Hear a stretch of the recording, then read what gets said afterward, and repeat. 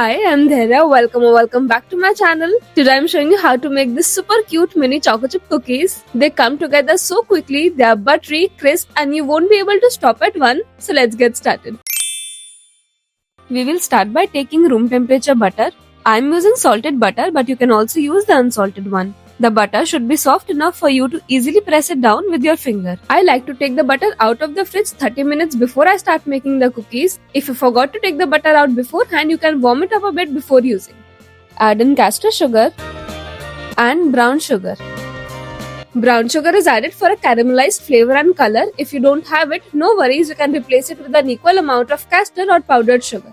Start beating this using a hand whisk. You can also use an electric beater for this step, especially if you are making a big batch of these cookies.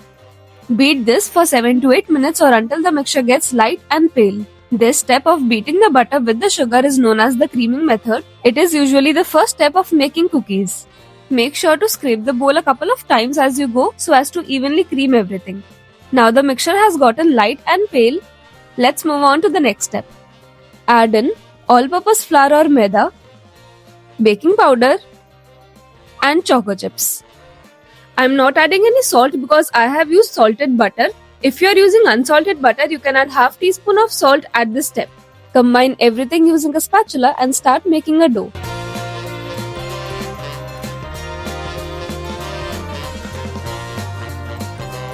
Add milk to bring everything together to a smooth dough.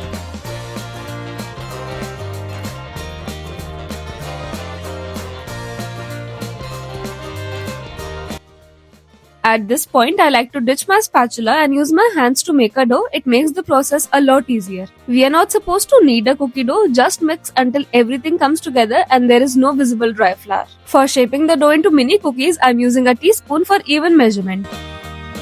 You can divide the cookies by weight or by using a specific spoon. This is done to make sure that the weight and size of each cookie is as even as possible. In this case, I am measuring and dividing the dough using 1 teaspoon.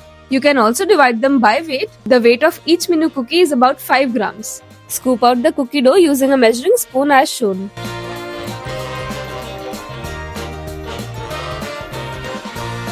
Divide the entire dough into mini portions.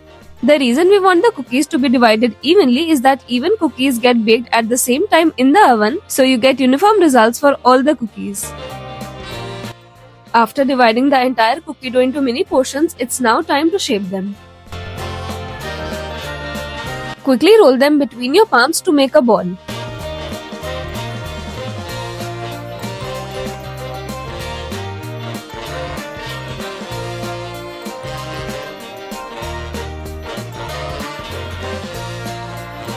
After shaping all the cookies, it's now time to top them up with some more choco chips.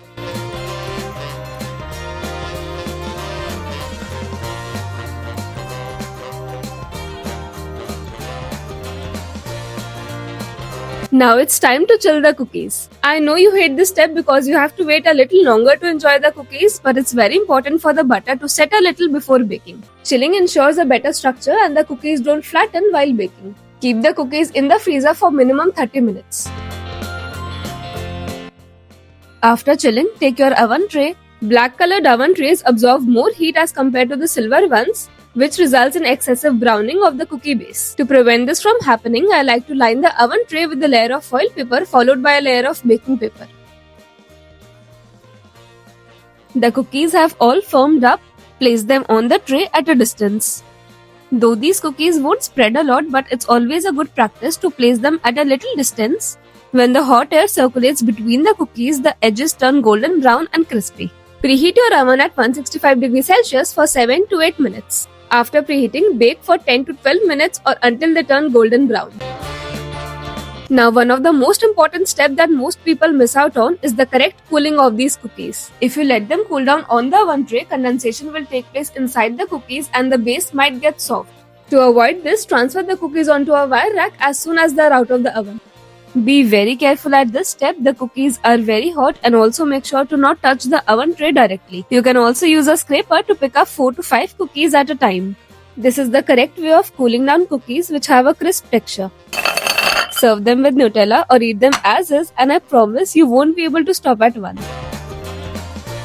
If you are a home baker, these cookies deserve to be on your menu. You can store these cookies in an airtight container for up to 2 weeks. Let me know in the comments below if you want a chocolate version of these cookies. The entire recipe is in the description box below. If you like this video, give it a thumbs up and please subscribe to my channel. I'll see you with the new recipe. Happy baking and bye.